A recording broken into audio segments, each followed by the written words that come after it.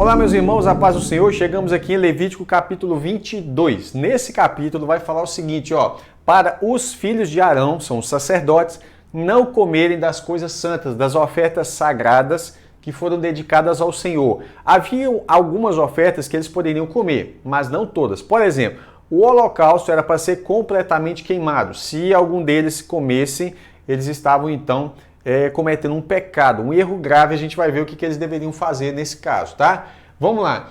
Não poderiam comer desse tipo de oferta. O holocausto é só para o Senhor. Então era para ser totalmente queimado. Em nada eles participavam. Os descendentes de Arão, os filhos de Arão, filhos e filhas, que estiverem contaminados, não comerão das coisas santas até que estejam purificados.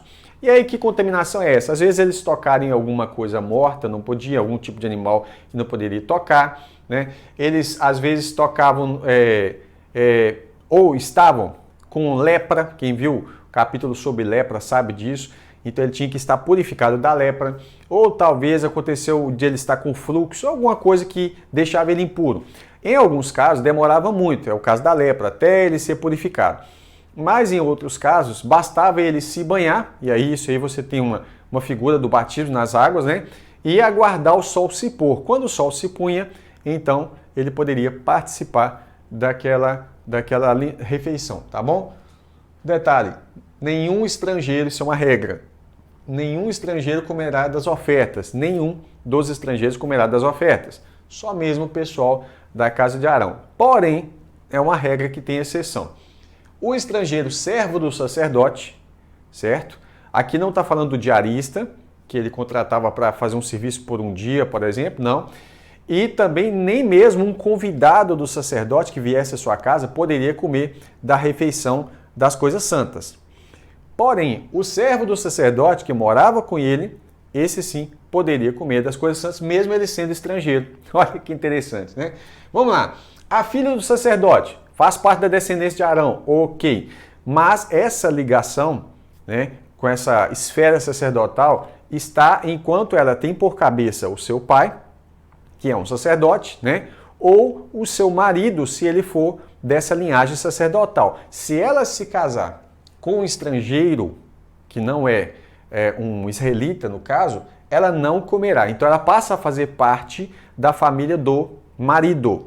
E é por isso, como a família do marido não é israelita, então ela não poderia, ela perderia o privilégio, de comer dessa refeição. Mas, se ela ficasse viúva ou divorciada, não tinha sobre ela a cabeça mais daquele marido estrangeiro. Então, quem voltava a ser cabeça dela é o pai. Então, nesse caso, ela voltaria a ter direito de desfrutar dessa refeição sagrada. Tudo bem? Vamos lá. Comeu errado. Porque, por exemplo, alguém foi lá e comeu do holocausto que não poderia comer. Então, o que ele tinha que fazer? Devolver o inteiro. Então, vamos supor que era um boi. Então, ele tirou um pedacinho. Não importa, ele vai devolver um boi e ele vai dar mais a quinta parte. Evidentemente, a gente entende que essa quinta parte ela era dada em valor, valor monetário daquele bem ali, no caso que era um boi. No caso dos holocaustos, aqui vai falar que deveria ser um macho, você vai ver isso em Levítico 1, um macho sem defeito.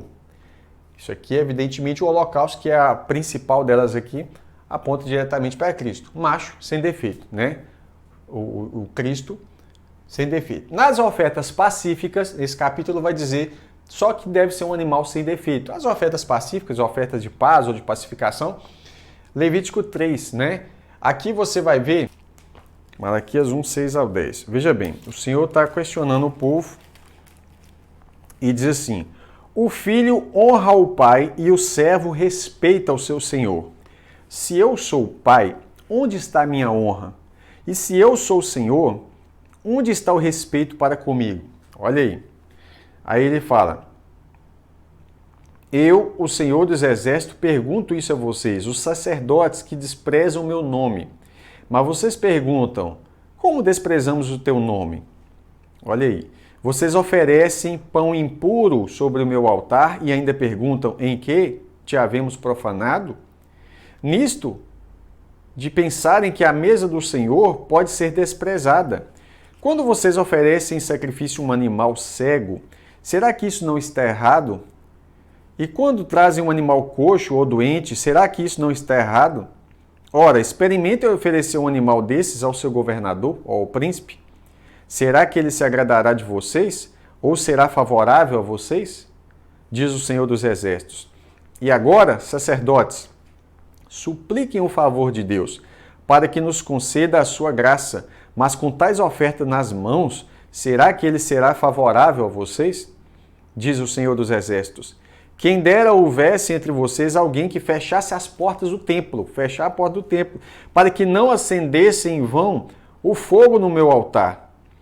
Eu não tenho prazer em vocês, diz o Senhor dos Exércitos, nem aceitarei as suas ofertas. Deus não estava questionando o fato deles levarem a oferta. Deus estava questionando o fato deles desprezarem a mesa do Senhor, levando ofertas erradas. Nós vamos ver aqui falar sobre as ofertas com defeito.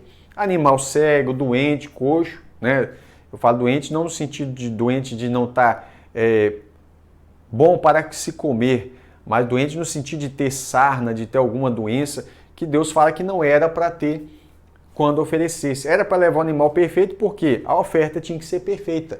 Então, eu estou lendo aqui para você acerca disso que é dito nesse capítulo, mas nós vamos ver aqui, ó, Levítico 22, 22, vai falar o seguinte, ó.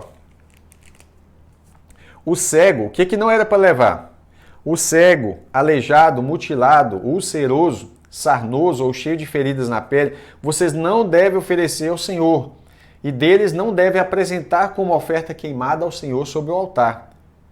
Aí no verso 24 fala: não ofereça ao Senhor animal que tiver testículos machucados, moídos, arrancados ou cortados. Não façam isso em sua terra. Porque isso fala de multiplicação, né? Porque você vai ter o sêmen, a semente de multiplicação. Você está dando uma oferta que não se multiplica, entre aspas, né?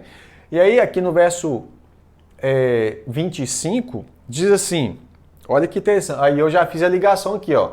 O que seria um animal defeituoso? A oferta é defeituosa. Mateus 5, 23 e 24, Jesus lembra, olha, se você estiver indo levar a sua oferta e lembrar que o seu irmão tem uma pendência contra você, vai lá, deixa a sua oferta no pé do altar, não leva, não entrega ainda, conserta com seu irmão e depois você volta e entrega a sua oferta. Ou seja, se você, ao levar a sua oferta, você está ali tendo ciência de que você está vivendo uma vida errada ou que alguma coisa está atrapalhando a comunhão, mesmo que não foi você que provocou, a Bíblia fala, no que depender de vós, tende paz com todos os homens. Então eu estou indo levar a oferta, mas percebi, opa, tem uma pessoa que não está muito bem comigo. Segura aquela oferta, vai lá, ora a Deus, conserta com aquela pessoa. Ah, mas não foi eu que provoquei. Não importa, nós precisamos ser promovedores da paz, os pacificadores, né? E aí, depois você leva a sua oferta, porque muitas pessoas estão levando ofertas com defeito. E aí, o que é oferta com defeito? A pessoa está vivendo uma vida de adultério, mas ela tira ali todo mês uma parte para o Senhor. Está aqui, eu estou sendo fiel ao Senhor. Como fiel? A pessoa está vivendo uma vida eu falei do adultério, mas pode ter fofoca, pode ser de mentira, pode ser de vícios. São ofertas com defeito. Se a pessoa não está lutando contra esse pecado, não está buscando de Deus a cura, a restauração, a libertação, ela está vivendo uma vida pecaminosa, está enganando a si mesmo, né? Agora vamos lá. No verso 25, Levítico 22, 25, fala assim: também da mão de um estrangeiro, nenhum desses animais vocês poderão oferecer como pão do Deus de vocês, porque são corrompidos pelo defeito que há neles, e não serão aceitos em favor de vocês. Bem, aqui está falando o seguinte, porque os estrangeiros eles tinham o costume de levar as suas divindades, antes de conhecer o Senhor Deus de Israel, na época, eles tinham o costume de levar os animais quebrados, né, os animais cegos, lá nas suas divindades. Então o Senhor está falando assim, olha, você não vai receber nem se for o estrangeiro que vier trazer. Ele também precisa se conscientizar. Agora, é claro que o estrangeiro que levasse a oferta, ele havia se convertido ao Deus de Israel, certo? Então, ele passa a fazer parte da comunidade, então ele tem que ser instruído na lei do Senhor. Eu coloquei aqui 3 João 1,7 para mim também fazer uma alusão a algo que eu não queria esquecer, tá? Por quê? Porque a igreja precisa ter uma consciência. A obra de Deus precisa de ajuda financeira? Precisa. Ela precisa para fazer um monte de coisas, certo? Agora, vamos lá. 3 João 1,7. Diz assim, ó. Pois foi por causa do nome que eles saíram sem receber nada dos gentios. Então, veja bem. Aqueles que saíram a pregar o nome de Jesus saíram sem receber nada dos gentios. Gentios são pessoas que não estão ligadas em Deus.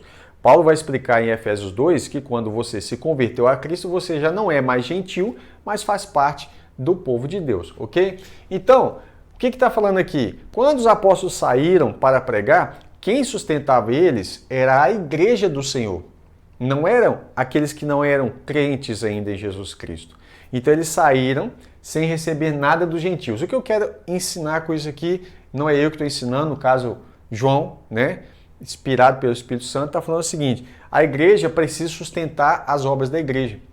Então, você tem um missionário no campo, quem tem que sustentar ele é a igreja. Não são as pessoas do mundo que tem que sustentar ele, tá? Então, eu queria ligar isso aqui para a gente não esquecer. Vamos lá. Do mesmo jeito que a Bíblia fala sobre as ofertas sem defeito, você se lembra que no capítulo anterior eu falei sobre os sacerdotes com defeito também. Então, a oferta sem defeito e o sacerdote sem defeito. Quando você tinha as ofertas com defeito, você tem aqui o relatório e em Levítico 21, 17 a 24, fala sobre os sacerdotes com defeito. Eles não tinham os mesmos privilégios que os sacerdotes que não tinham defeito, certo? E quais eram os defeitos? O sacerdote cego, o coxo e vários defeitos, porque o sacerdote, assim como a oferta, aponta para Cristo, que é a oferta perfeita e é o sacerdote perfeito, certo? É claro que ele não ficava sem comer, não passava fome, mas ele não podia estar, por exemplo, comendo dentro de determinado local, ele não poderia exercer todo tipo de atividade, né? Vamos lá. Aqui vai falar sobre o sacrifício de gratidão também, para serem aceitos. Para que servia o sacrifício de louvor, de gratidão, para serem aceitos? No verso 29, Levítico 22, 29. Quando vocês oferecerem sacrifício de ação de graças, gratidão ao Senhor, façam para que vocês sejam aceitos. No mesmo dia será comido, e dele não deixem ficar até a manhã seguinte. Eu sou o Senhor. Então era comido no mesmo dia. Eu coloquei Colossenses 3,16 porque fala sobre a gratidão, certo? É claro que nós somos aceitos em Cristo. É Ele que faz com que a graça de Deus esteja sobre nós. Mas, olha que interessante, a gratidão, que a oferta era uma manifestação visível dessa gratidão, para quê? Para serem aceitos diante de Deus. Aí você para e pensa, tanto de crente ingrato que tem, Deus faz, nem testemunho a pessoa conta para dar um obrigado, né? Para avivar a fé do seu irmão. Pensemos nisso e dá uma lida em Colossenses 3,16, tá? E no final é fechado esse capítulo dizendo que guardem e cumpram os meus mandamentos. Eu sou o Senhor. É interessante quando Deus fala isso, que ele fala assim, guarda no seu coração e cumpra. Não é só ouvintes, mas praticantes da palavra. Guardam e cumpram, eu sou o Senhor. Ou seja, está dizendo, eu que mando. Quando fala de senhorio, está falando de autoridade sobre alguém, sobre vocês, sobre o povo, né? Que ele está dizendo, eu sou o Senhor. Não profanem o meu santo nome, mas serei santificado no meio dos filhos de Israel. Eu sou o Senhor que os santifico, que os tirei da terra do Egito para ser o vosso Deus. Eu sou o Senhor. Então, como profanar? Se você deve guardar e cumprir os mandamentos para não profanar o nome do Senhor, ó Israel. Então, como que eles profanariam o nome do Senhor no meio dos gentios? O povo falaria, esse aí que é o povo de Deus? Não é assim que fala hoje com a igreja? Ah lá, diz que é crente, ó, falando palavrão, vendo pornografia, né? Então, quando a gente não guarda no nosso coração para cumprir a palavra de Deus, nós profanamos o nome do nosso Deus. Profanar o nome do Senhor não é falar o nome do Senhor em português, inglês, hebraico, espanhol, nada a ver. Profanar o nome do Senhor é dizer que é do Senhor, se apresentar à sociedade como dizendo, ó, agora eu sou de Cristo, e não viver segundo a palavra de Deus. Tudo bem? Espero que você tenha gostado. Vou deixar o quadro livre para fazer aquelas suas anotações. Que Deus te abençoe. Até o próximo. E o próximo é as festas. Levítico 23. Deus te abençoe e ore por nós.